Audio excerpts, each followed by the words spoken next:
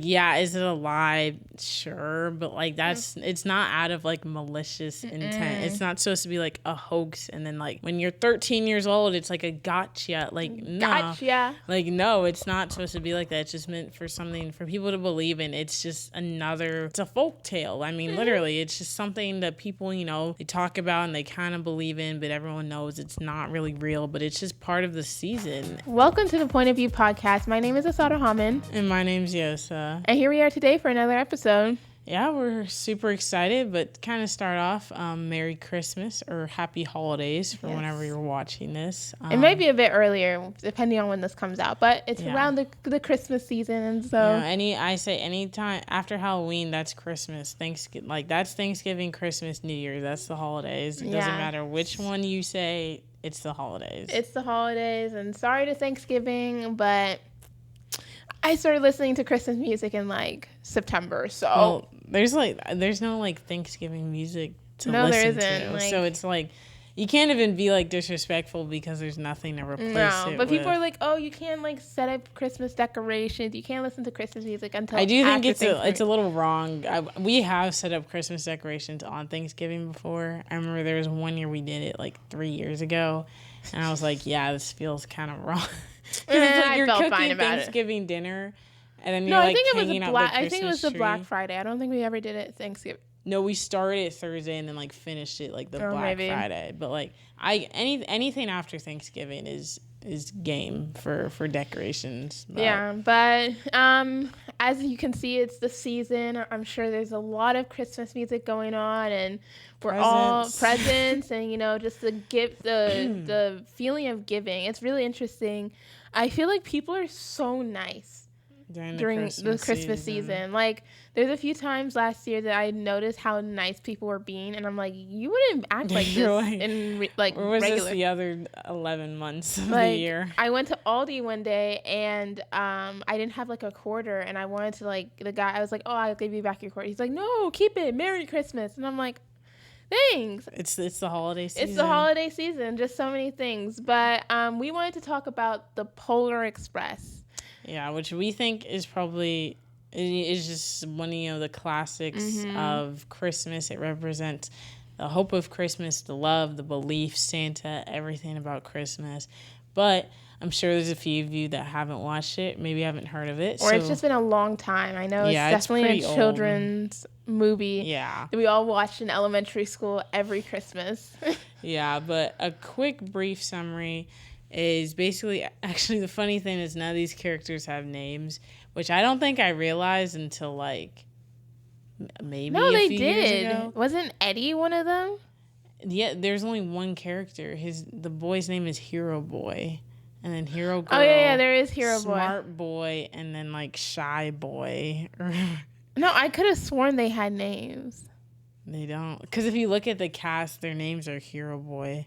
Like, they don't have names. What? It's part of, like, the Christmas mystery. But, like, they don't have names. And also, I think part of it is because Tom Hanks, like, voiced a lot of the characters. Mm-hmm. So, like, they were maybe they were just like, oh, we don't need to give them names because it's, like, a cartoon something. But interesting. Yeah, they don't. If you look up the cast, they don't have names. His name is Hero Boy. So it follows the story of this boy named Hero Boy. He has this little sister and these two parents. And I believe he's, like, anywhere from the age of, like, 10 to 12. And so, that's kind of the age where, like, Santa stops becoming cool. Your friends are kind of trying to tell you, well, Santa doesn't exist. Which he does. Santa is real. Santa's real. He is very, very real. And so this hero boy, this main character boy that we're following, basically tells, it's telling his sister, telling his parents, he's like, Santa isn't real. I don't believe in Santa. Like, he's not coming this year. And so the parents are, of course, upset because, like, the younger sister is hearing this. And, as a younger sibling, you're, like, looking up to your older sibling. And if they're telling you this, you're like, what do you mean Santa isn't real? Santa's not real. But, so we go through this, and so there comes, like, basically, like, in the middle of the night, like, this boy, hero boy, goes to sleep. And so while he's asleep, all of a sudden, like, the ground starts shaking. He starts hearing, like, this train moving, all this noise. And all of a sudden, right outside his house is this like giant train. And there's no train tracks outside of his house. It's a normal like suburban house. And so, he was walking outside to like see what's going on. And he has this little bell in his pocket that he's not able to hear. And so while he's like running out of bed to see like what all the commotion is, he rips the pocket of his robe. And so the bell falls out. And so he comes up to this train and he sees like the ticket master, and the guy is like, "Ticket, please." And the boy is like, what? And he goes like, "Check your pocket." And he takes out his pocket, and magically there's like this ticket. And so the little ticket master gives him like, punches a couple holes for him, and there's like 4 letters.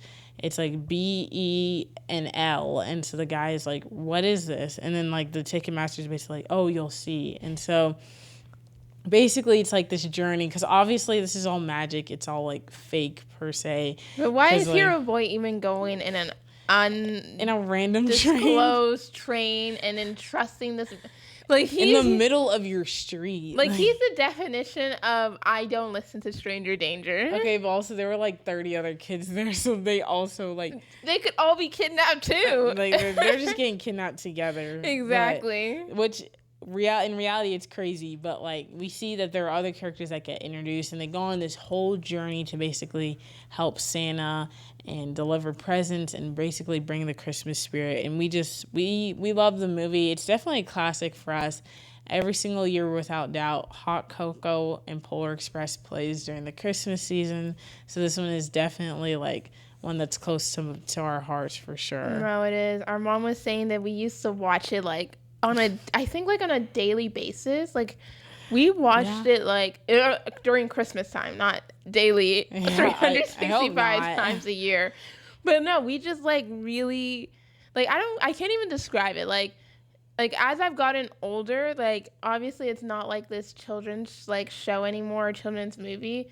But, like, almost, like, the feelings and the music, like, it's just, like, so... It's just a part of Christmas. Like, When Christmas Comes Again, I think is the song. Like, it's been on my playlist for years. Christmas comes again. Like, it's so pretty. Like, I love it's just the whole magic and the theme of, like, believing in this higher being almost. Believing in, like, this magic and this love and this gifts of giving. And just, like, oh, I care for you. And, like... the friendships that they make, and realizing, like I'll miss out on something that is so magical and special to make sure that you are okay. Like just the idea, it's just like really like, it's just a beautiful movie. Like I loved it as a kid because it was just so entertaining. Like we love Santa. I wholeheartedly with all my heart believed in Santa. Like I think we've said this story on this podcast, but it was a long time ago. There was a time when our brother and we both got, this was like 2012, 2013. Wow, back in the day. I hate that we sound like that. I mean, it was only like 13 years ago. I know, but it sounds so weird. Like 2025 and now it's like 2013. Yeah, I know. But like tablets has started to become like a trend and everything. And so like everyone was getting tablets. And so our parents for Christmas... or Santa for Christmas that year gave us these Samsung Galaxy Tab 2. And it was like this really nice tablet. And we're like, oh my gosh, this is so cool. Like we weren't even expecting it. I don't even think we asked for it. They just kind of gave it to us. I barely remember. Yeah, you got like 5. You got a Nabby and we got these Galaxy tablets. And I remember thinking, oh my gosh, this is so cool. Santa is so real. And I remember distinctly saying this out loud. I was like, Santa Claus has to be real. Our parents would never get this, and they could never afford to get us this. I literally said those words out loud, and I'll never forget it because it was just so ingrained. And I'm sure my parents were just like, dang, we're not that broke. Have you seen that TikTok of like the mom like surprises her kid? She's like, guys, look, it's Disney World tickets. And the boy whips his head around. He goes like, how much money do we have? I've seen that one. Oh my gosh, I love it. And like the comments are like, oh, he books the finances. This is the tax guy. Yeah, he's 30 years old in a 5-year-old body. Like a 7-year-old body. Oh my gosh, I just remember that. Like Christmas was just such a magical time. I'm so sad as an adult. Like I almost feel like Christmas is another day. I don't. I don't know. I just have felt that the past few. I mean, like, it's not even like gifts. Like, I know the gifts I'm gonna get, but there's just something about like Christmas. It's just not like I mean, obviously, like we're both like Christian, and we both believe in God and Christ and everything. But it's, for me, Christmas is just like obviously there's that aspect. There's the spiritual aspect, which isn't like is good. But, like, that magic that I felt, like, waking up every Christmas morning. I used to wake up, like, at 3 a.m., go down and check the presents. Like, it's just not, I don't know, maybe it was just different for me than it was for you, because it was such a special time, and I don't have it anymore. It's like that, but I feel like also Christmas Eve is more of Christmas than the Christmas. I know some people do, the dinner and, like, the whole nativity thing on Christmas Day. But for us and most people I know, Christmas Eve is the day where you do all, like, the Christmas stuff. And then Christmas Day, you kind of just open the presents and it's, like, another day. So I kind of, like, Christmas Day does feel like another day. But that's what I'm talking about, Christmas Day. But Christmas Eve and then Christmas Day, like, Christmas Day feels like, I don't know. I feel like once you get the gifts, kind of, like, that's it. Yeah. I feel like that's how it's always Even the gifts, you're kind of like, okay, I know exactly what I'm getting from my parents. Like, it's almost like the checklist. Like, if I didn't get it, I'm like, what happened? Yeah, and I'm like, I asked for, like, 3 things. So, like, but, I mean, I don't know. I just feel like Christmas Day has always felt like another day to me. Really? Because it's, like, after you open up your gift, unless it's, like, I mean, even when, like, you get, like, a brand new phone or, like, a device or, like, a drone but or something. When we were little, maybe you were too little to remember this. Like, we didn't always get devices. We used to get toys. We used to get things. And so it was almost like, as kids, it would be all of us kids together. We would have a special breakfast, and we'd just spend the whole day just together and playing and just, like... We still do that. Not really. Like, I feel like especially the last few Christmases, it's kind of been like we got our things. Yeah, we eat the special breakfast, but it's kind of like we go off onto our own respective spaces. But, like, it was almost like this unitedness as children.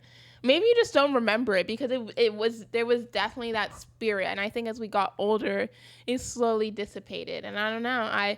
Maybe this Christmas we need to be more intentional with how we spend Christmas Day together as a family. Maybe I'll take that charge. Yeah, I mean, oh no, I'm just kidding. Hey, when I get involved, it happens. When she says take charge, I'm like, oh, we're cooked. What does that mean? It's just one of those things where someone's like, okay, I'll handle it, and you're like, oh great, like, it's gonna get done, but it's still like, oh no, like when your manager's like, oh, I need to talk to everyone as a group, you're like, oh great, bro, the slander that's going on over here. Oh my bad, gosh. bro. But going back to Polar Express, super big part of our Christmas. I think we've probably watched it every year except maybe 1 or 2. But one thing I really love, this is more of like the beginning of the movie, but I love that, like, the parents, they could have told their son, like, you know what, hey, you're right, Santa doesn't exist, just fake for your sister.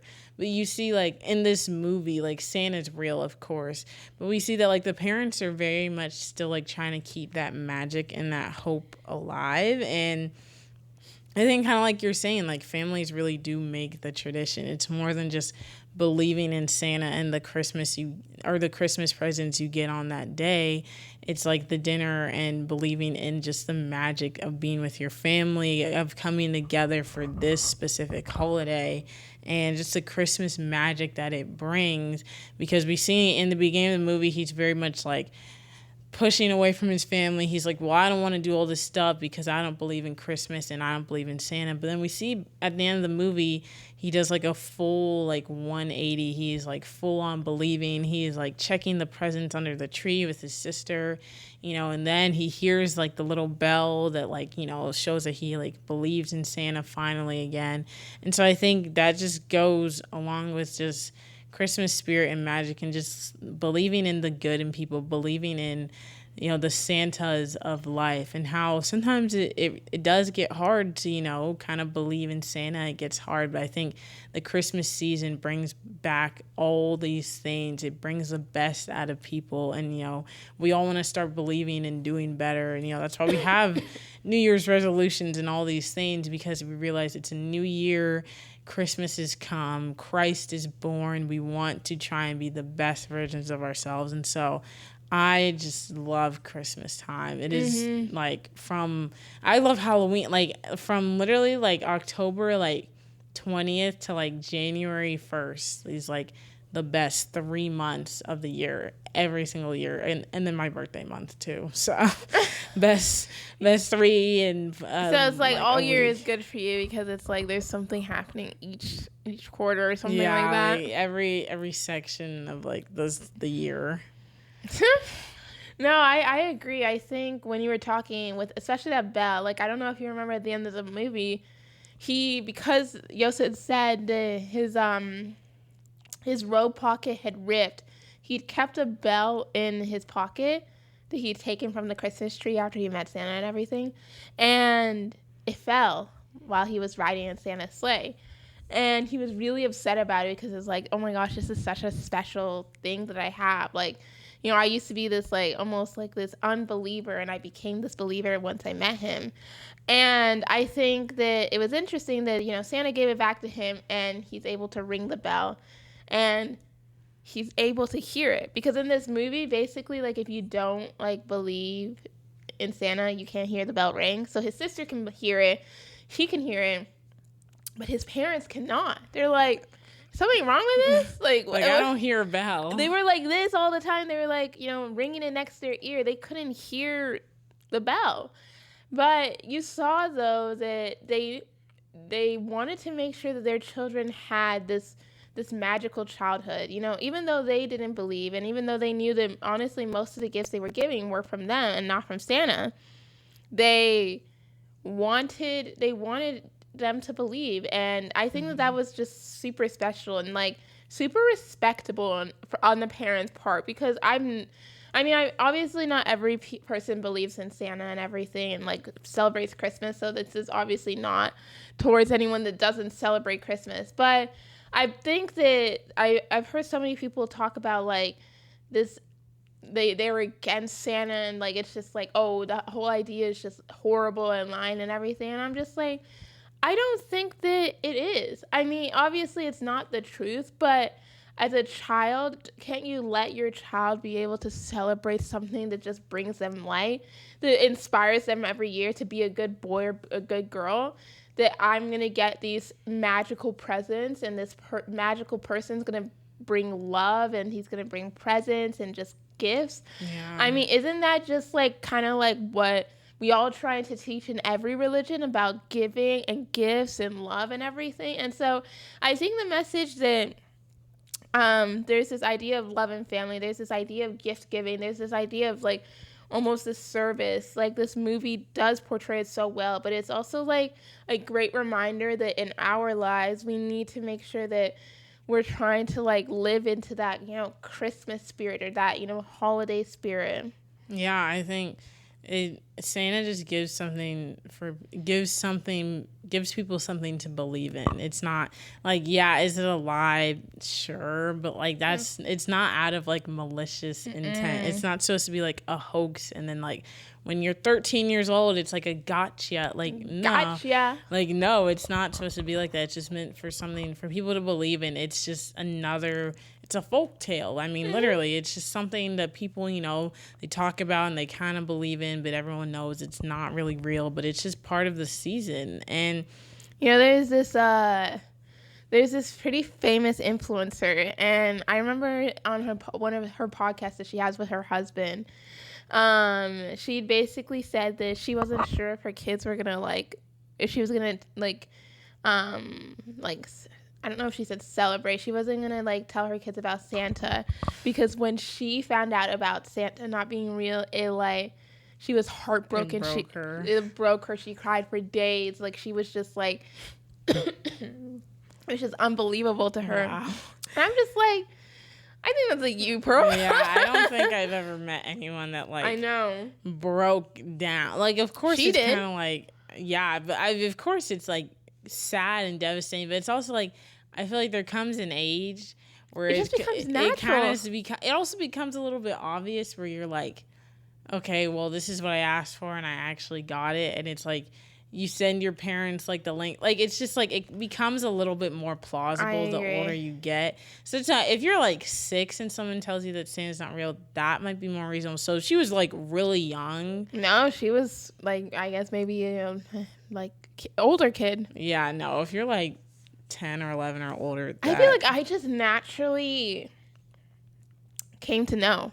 Yeah, I feel like it just, there's a, like, it's just like it's a maturity kind of thing where it just makes sense. I started questioning. I was like, Mom, is Santa real? She's like, well, you have to believe. Like, she never, because I was like, I think 11 or 12, and she was like, she didn't outrightly say, oh, yes, he is anymore, but it was almost like, you have to have faith, you have to believe. And That's a good one.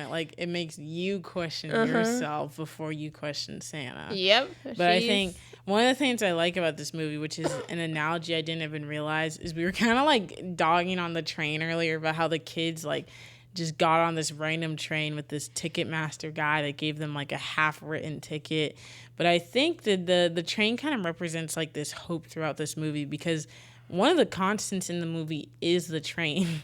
The train picks them all up. It goes through ice. It goes through reindeer. It goes through all of these like different like avalanches and all these things, and then finally Santa at the big Christmas celebration. And so I think it like represents like keeping that hope alive, kind of like what we were saying, like Christmas time isn't meant to like be a trick of like, oh, Santa's like not real and we got you, like no, but like that train throughout the entire movie, it was supposed to represent the people on it. Hero boy, smart boy, hero girl. I cannot take that name seriously. Hero lonely boy. those were their names. Like, they don't have names. I could have sworn the smart boy had a name. His name was Eddie. Yeah, his name was Eddie, but like he was the only one that had a name, because he said, "Oh, hi, my name's Eddie." Actually, I have the glasses too, so I can act like. But the boy's name was Hero Boy. The girl's was Hero Girl, and then the little boy with the blonde hair was Lonely Boy. I don't believe this. Search up the cast, dude. I will search this up after, and we will post something about it. No, search up right now. We got time. Do it. Oh my gosh. Cast of Polar Express right now. That it's their names. Let's ask our handy dandy Chat GPT. Google will pull up the cast for you. The boy in... What do you think his name is? I don't know. I don't remember. I actually don't remember them having names, but I know he was Eddie. There was Eddie. I think that's it. Yeah. Yeah. Hero boy, hero girl. Oh, no, it was Know-It-All. No, a know-it-all kid, not smart boy. Okay, Billy was the lonely boy. Yeah. And I could have sworn Know-It-All boy was Eddie. Wait, who's Eddie? Maybe Eddie was somebody. I don't know. But I know for a fact the two main characters didn't have names. Like the two people that actually saved Christmas, Hero Boy and Hero Girl, didn't have names. No, yeah, his name is the glasses kid's name is Know-It-All. He doesn't have. Billy's the only one that has a name. I forgot about Billy. Okay, so Eddie's a fan nickname. I don't know how I know the fan nickname. I feel like I remember like that name being like existing. Yeah, somewhere. I don't know. That's so weird. I feel like he said his name in the movie. I swear he did. Or maybe it's like something that's like offhandedly said, but he's not supposed to. That is interesting. Or maybe it was like in an old version or something like that. Yeah, maybe they like updated like the scenes. Yeah, I don't know. Wow, we're getting distracted, but that I don't know. I guess you watch something as a kid and you're kind of just watching it, and then like you learn something like 15 years later, and it's half like the characters don't have names. Apparently. What? They don't. They're not good enough to have names. Yeah, I guess the only good enough person is Santa. And Billy. Don't forget our and that's why Billy boy. was Santa's favorite. Exactly. But they both had names. I really like kind of like we were saying, like even though they don't have names, it's like that didn't even matter because the story was just so evolved and amazing. And we see that the train ride isn't just for Hero Boy. It isn't just for Know-It-All Kid, because all those people needed like almost like a coming to like Santa, like a coming like again to like their belief in Christmas and then being a new person. But we see it helps each and every one of them to kind of just grow into themselves. And so I think that's kind of what the train ride represents, because we see like hero boy and like know-it-all kid are definitely kind of like butting heads at first, and like hero girl is definitely like the calm one, and then like Billy is very much like to himself. But we see at the end of the movie they've all learned to kind of like love each other and work together, and that's like the point of Christmas. That's the Christmas spirit, to bring families and people together. Like that is literally the time of the year that people come together as a family, as a society, as a country, as a world, name it. Yeah, and I think another thing on the train is, this is more from a like religious Christian perspective, but the train, I think, is this like path of life, and it's almost like, you know, God guiding us to, you know, him.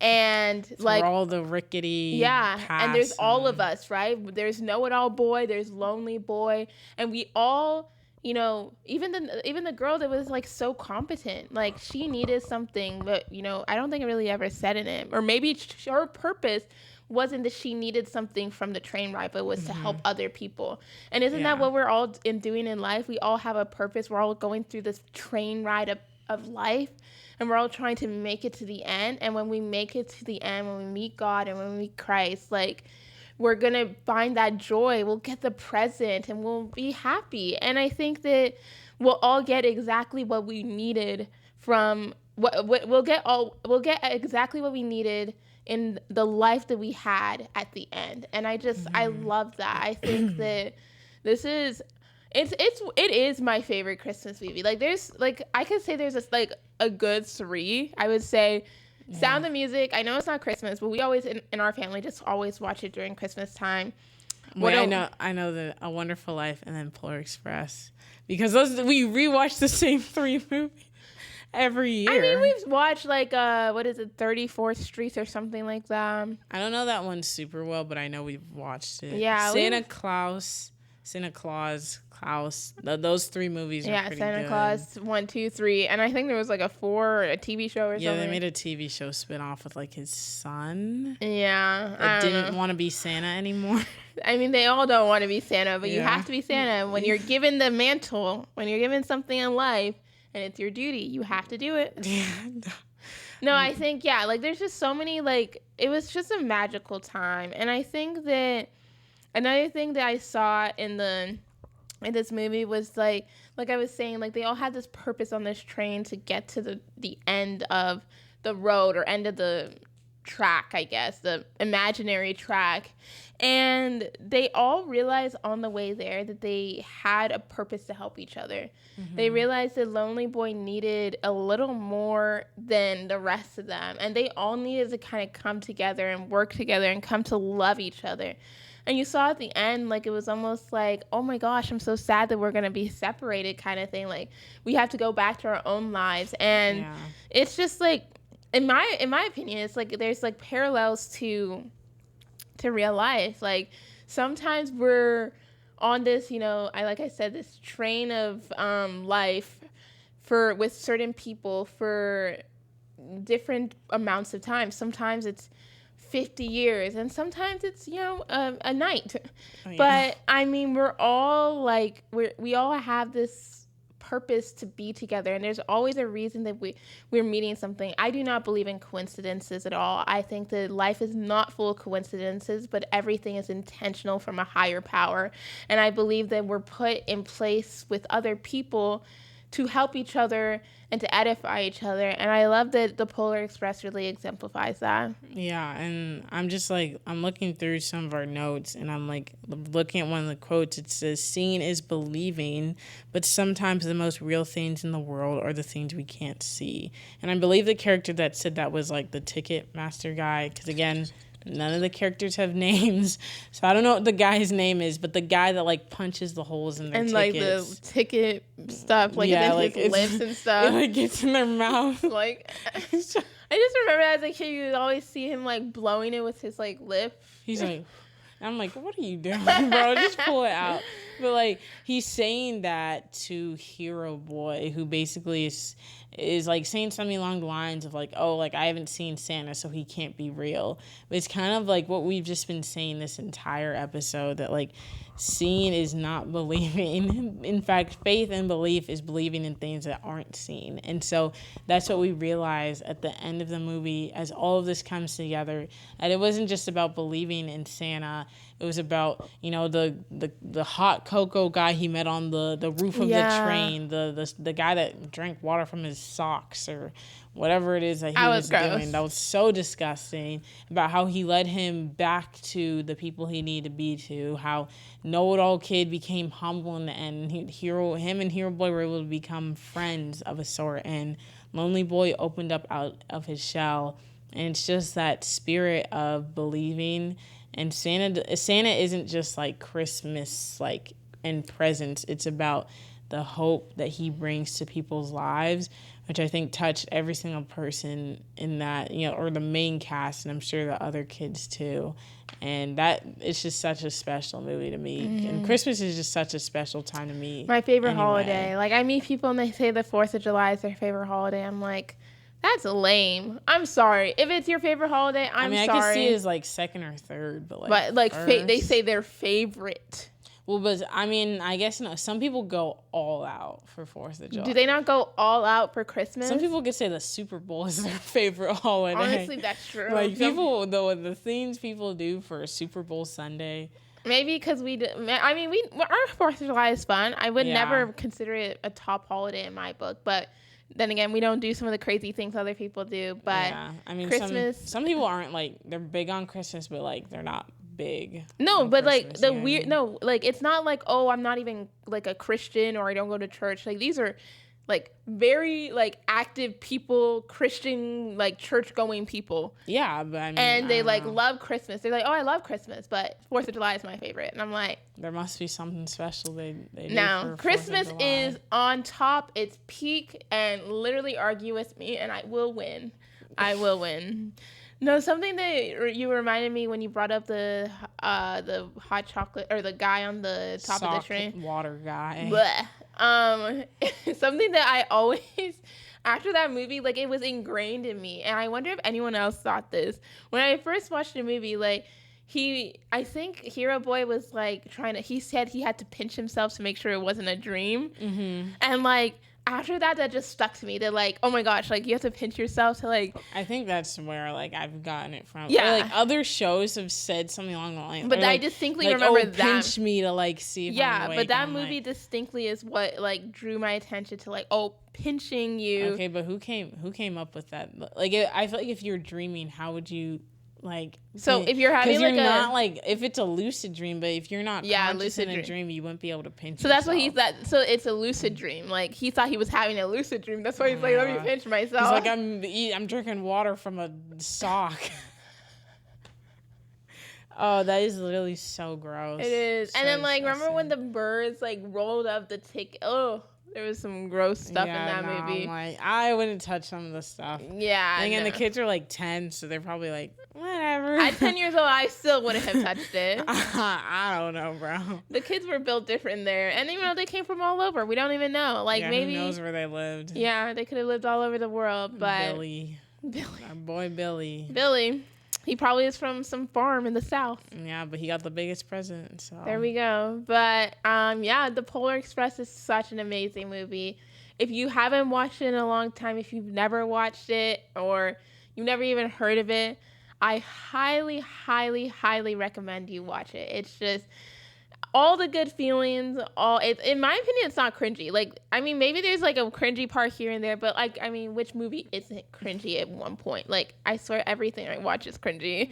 Yeah. But I mean, it's such a good movie, such a great message, and like, it will leave you like remembering the spirit of Christmas. And we said this in the beginning, but whenever this episode comes out, because we're not exactly sure when it's going to come out. I mean, I'm sure we can figure it out, but that's a problem for another time. But Merry Christmas, Happy Holidays. 'Tis the season, and I hope that you all have an amazing time with your families and your friends, and you remember that it's all about service. It's all about it's all about love. And during this season, thank you all so much for tuning in and for watching and listening to this episode. If you haven't already, make sure you give this video a thumbs up and you subscribe to our channel so that you can get more updates on what we're doing. Make sure to give us a 5-star review and follow our podcast on any of the podcasting platforms that you're listening to this on. And make sure you follow us on Instagram and TikTok. And we will see you guys next time. All right. Bye.